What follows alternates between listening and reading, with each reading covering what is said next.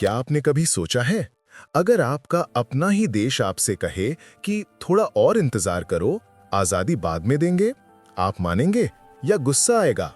तो तैयार हो जाइए, क्योंकि आज की कहानी में वही मोड़ आता है जहां भारत कहता है, अब बस, अब हमें पूर्ण स्वराज चाहिए।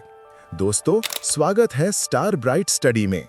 पिछली वीडियो में हमने देखा था कि कैसे साइमन आयोग के विरोध, लाजपत राय की शहादत और नेहरू रिपोर्ट की असफलता ने पूरे देश में आग सुलगा दी थी। हर तरफ एक ही सवाल था, आखिर हम कब तक अंग्रेजों के भरोसे रहेंगे? आज की वीडियो में हम उसी कहानी को आगे बढ़ाएंगे, जहां भारत पहली बार साफ-साफ बोलता है, हम आधी आजादी नहीं चाहते, हमें पूरी आजादी चाहिए। अब सोचिए, देश में हालात खराब थे, बेरोजगारी, आर्थिक मंदी, किसानों पर लगान का बोझ और ऊपर से ब्रिटिश हुकूमत की सख्त नीतियां। ऐसे माहौल में जवाहरलाल नेहरू और सुभाष चंद्र बोस जैसे युवा नेता कांग्रेस को नई दिशा देना चाहते थे। उनका साफ मानना था कि अगर देश को बचाना है तो हमें अंग्रेजों से पूर्ण स्वतंत्रता चाहिए, डोमिनियन स्टेटस नहीं। लेकिन तभी एक दिलचस्प घटना हुई।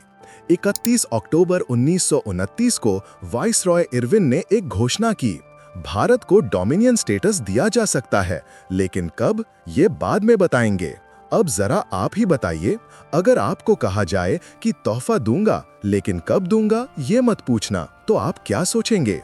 इसी तरह कांग्रेस का युवा वर्ग भी इस आधी अधूरी घोषणा से बिल्कुल प्रभावित नहीं हुआ। देश को वक्त चाहिए था, बहाने नहीं। इसी पृष्ठभूमि में दिसंबर 1929 में कांग्रेस का ऐतिहासिक अधिवेशन हुआ, लाहौर में। यहां अध्यक्ष चुने गए जवाहरलाल नेहरू, और यहीं उन्होंने वो मांग रखी जिसने भारत का भविष्य बदल दिया, पूर्ण स्वराज। नेहरू का भाषण आज भी रोमांच भर देता है। उन्होंने कहा, आज हमारा सिर्फ एक लक्ष्य है, स्वाधीनता का लक्ष्य, और स्वाधीनता का मतलब है ब्रिटिश आधिपत्य से पूर्ण मुक्ति। कांग्रेस ने पूरी शक्ति के साथ नेहरू की बात को स्वीकार कर लिया और इतिहास में पहली बार ये ऐलान हुआ, 26 जनवरी 1930 को स्वतंत्रता दिवस मनाया जाएगा। अभी जिस 15 अगस्त को हम आजादी का दिन समझते हैं, उस समय लोगों के दिलों में 26 जनवरी की अलग ही चमक थी।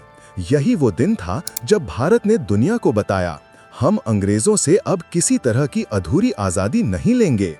फिर आता है साल 1929 का आखिरी दिन, 31 दिसंबर।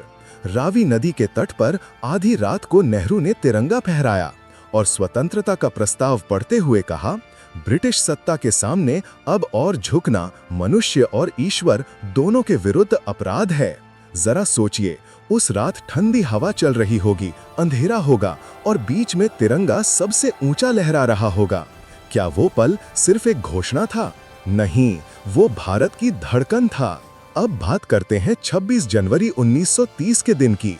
पहला स्वतंत्रता दिवस। सुबह प्रभात फेरियां निकाली गईं, सभाएं हुईं, तिरंगा फहराया गया और लोगों ने पूर्ण स्वराज की शपथ ली। शपथ कुछ ऐसी थी, हमारा विश्वास है कि हर भारतीय को आजादी का अधिकार है। ब्रिटिश शासन ने इस अधिकार को छीन रखा है, इसलिए हमारा कर्तव्य है कि हम पूर्ण स्वराज प्राप्त करें। लोगों ने एक और महत्वपूर्ण वादा किया, कांग्रेस जो भी दिशा देगी हम उसका पालन करेंगे। उस दिन देश में एक नई चेतना जागी, एक नई ऊर्जा। लोगों ने सूत काता, अछूतों की सेवा की, हिंदू मुस्लिम एकता के लिए काम किया, और सबसे बड़ी बात, सबकी निगाहें एक ही नेता पर ठहर गईं, महात्मा गांधी। अब सवाल उठता है, 26 जनवरी के बाद आगे क्या हुआ? क्या देश इस ऊर्जा को किसी बड़े आंदोलन में बदल पाया? क्या गांधी जी ने सच में पूरा संघर्ष शुरू किया?